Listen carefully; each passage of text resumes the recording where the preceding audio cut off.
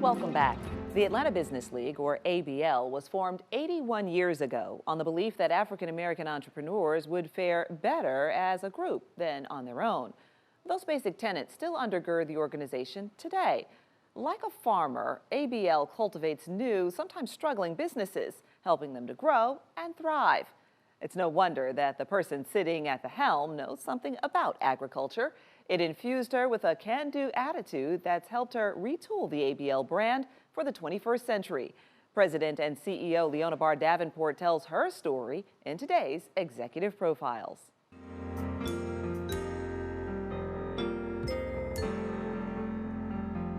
It's good to see you, Leona, as always.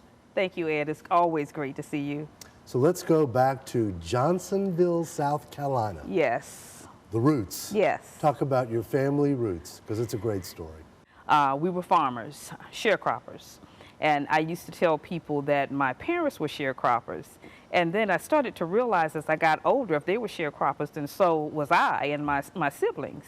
And I think that's where our foundation came from.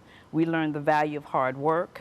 We learned the value of connectivity, working together, because families in the community had to work together to harvest the crops. We valued school because if you stayed out of school and if you weren't sick, you had to work on the farm. So we wanted to go to school, if not for the right reason. But then my parents, neither of whom graduated high school, were insistent that we get our education. My oldest sister, who was the first on my mother's side of the family to go to college.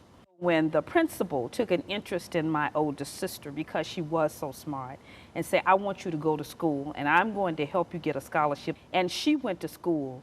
The rest of the family said, oh, if she can go, then surely we can go. So then it was a domino effect. And you were also one of those bright, beautiful children in that family, and you didn't follow a different path.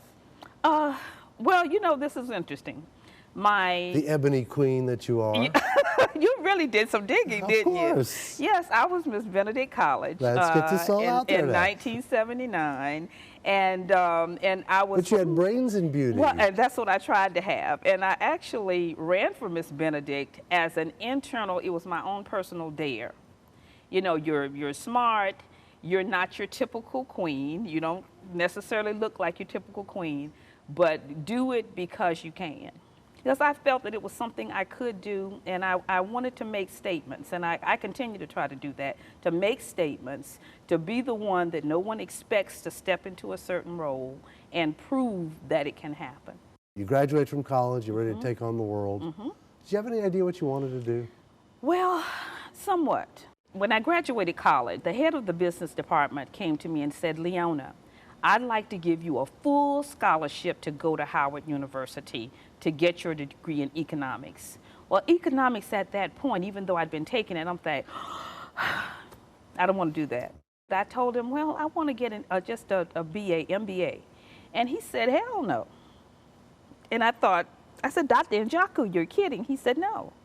So he wouldn't give it to me, and I didn't take it. What happened after then is that I came on to Atlanta. I started working, started interacting with people at different levels. I had a company that I was working for that said, we'll pay for your master's degree. I took a few classes, and then after those classes, I decided to move on to another job.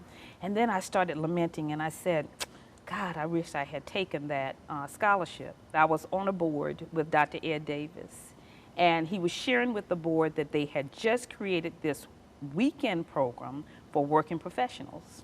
And I jokingly said to him, do you have any scholarships for poor nonprofit executive presidents? And he said, no, we don't have that. Well, less than a year later, I got a call, and I had forgotten about that conversation. I got a call from his assistant dean, and he said, Leona, a little birdie told me that you want to work on your master's. And I said, where did you hear that? He said, oh, don't worry about it. He said, but if you're interested, we'd love for you to be our inaugural scholar. Correct. And that was one of the best moves, best decisions that I'd ever made. Because at that point, I needed to be re-energized. I needed to see things through a different lens. And going through that MBA program helped me to do that. I started to think more corporate. I started to think more statistically. And so I started repackaging the Atlanta Business League so that people would look at us differently.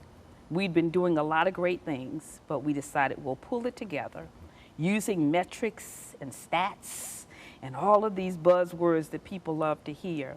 And the rest is history. While we still have a lot of room to grow, we have done a great job in helping to build the Atlanta Business League's brand. Let's add a little more texture to the Atlanta Business League. Sure. And let's talk about Booker T. Washington. Yes, yes. President Roosevelt called him to the White House to talk about the National Business League. And he wanted to hear, what is this National Business League? What are you all trying to do? Well, Dr. Booker T. Washington believed that black businesses, Negro businesses at that time, as they were being called, needed to come together to support each other. So he built that network.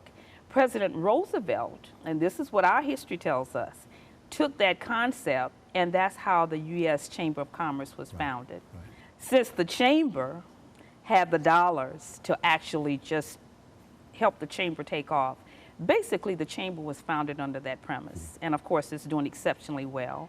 The business leagues around the country have not fared as well, but the Atlanta Business League is one of those that has continued to be a mainstay in the community, continued to be the foundation of black business. We try to find backdoor approaches to show corporate America and to show government and various entities how black businesses are faring. You know, we use these events to recognize business owners.